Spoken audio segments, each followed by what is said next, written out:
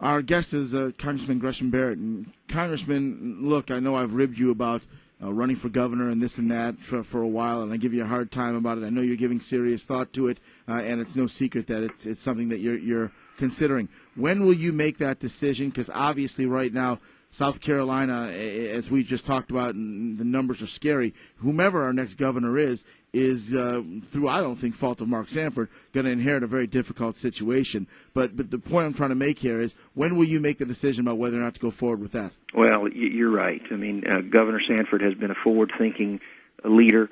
He has some tremendous innovative ideas, and I think the next governor, building on those ideas, can continue to fight the fights that he has. And to your point, we don't have any specific date, but we are putting the pieces in place. We've hired some folks to help us with communications to make sure that when we do announce that everything is set and ready to go. Because I firmly believe that if we're going to take this country back, if we're going to right these wrongs, whether it's the budget, whether it's entitlement spending, whether it's immigration or whatever, if we can start at the state level, that's where you institute real change, my friend.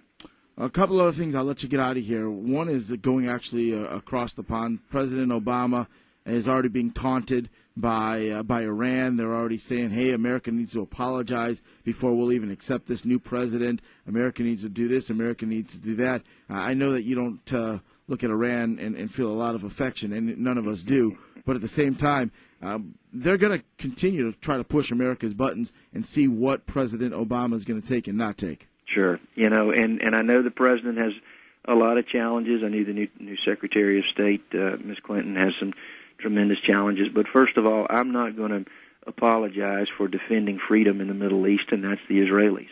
They've got a tremendous country there. They're a beacon of democracy in a tough area of the world. I'm not going to apologize for supporting them, and I'm not going to apologize for giving Iran a hard time about a nuclear program that could devastate not only that part of the world but the United States of America. And you can call Ahmadinejad a lot of different things, but a reasonable person, I don't think you can call him. And I'm not going to apologize. I don't think the president's going to apologize. And at this point, I want to make sure we give him all the leadway to make sure that he handles that situation correctly. And if he doesn't, we'll be the first to step in. How much should we be reaching out to the Middle Eastern countries right now? I mean, President Obama's first TV interview was with one of the Arabic-speaking TV stations. I had no problem with that. I have no problem with him going out and trying to set the tone and doing things like that. I just don't want to come off as looking like we're trying to appease, because I think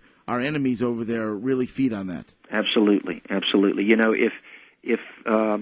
Well, let's just take Ahmadinejad. If he wants to change his rhetoric, if he wants to open up his country and let us take a look at his nuclear program and assure us that they're backing off and allow our inspectors to go in there and say, we want to open up relationships, we want to have a different dialogue with the United States, then I say absolutely. But if he wants to continue, or anybody for that matter, if they want to continue down the hard line that they have been, and where they say that the United States is a tyrannical enemy, and they're against all Muslims just because we're Muslims.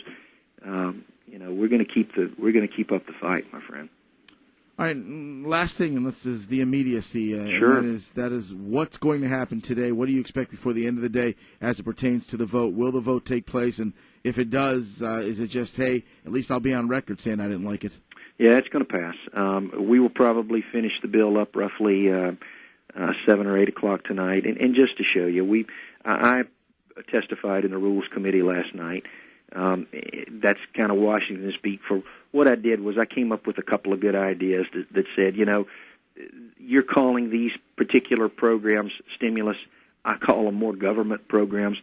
Let's just back these out. And it was to the tune of about $30 billion. Now, you say, well, Gresham, it's $825 billion. That $30 billion is not that much. Well, yeah, it is too. Yeah, sure it is. It's a lot of money. And it was just a small piece of the pie. And what we were trying to do, again, is to bring some accountability into this stuff, Kevin. And, of course, we got shot down, as well as a lot of other amendments, Republican and Democrats, that were, again, trying to bring some accountability. I think 206 ideas were brought in front of the committee.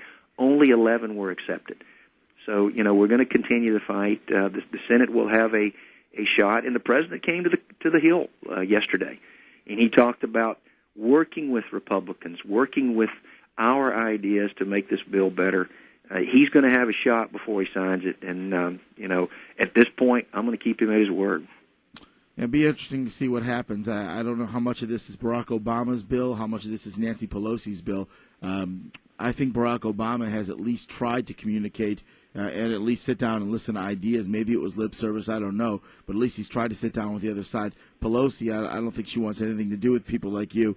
And the same thing for Harry Reid when it comes to conservatives who are fiscal conservatives in the Senate. I admire you wanting to fight the good fight, and I'll give you that opportunity on this program anytime to talk to the people here in South Carolina.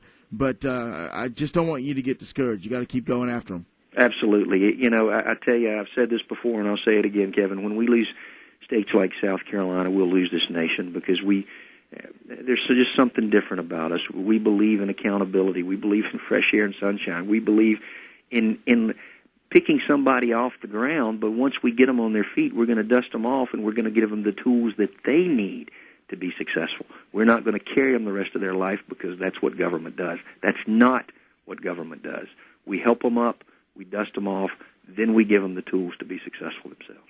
It's good talking to you as always, Congressman. Thank you for the time, and as I say, keep fighting the good fight. You too, my friend. I hope the family's well. All right, thank you, sir, very much. Be okay, safe. Buddy. Bye-bye. Bye-bye. Congressman Gresham Barrett joining us from up in Washington, D.C., our 3rd District United States Congressman from South Carolina.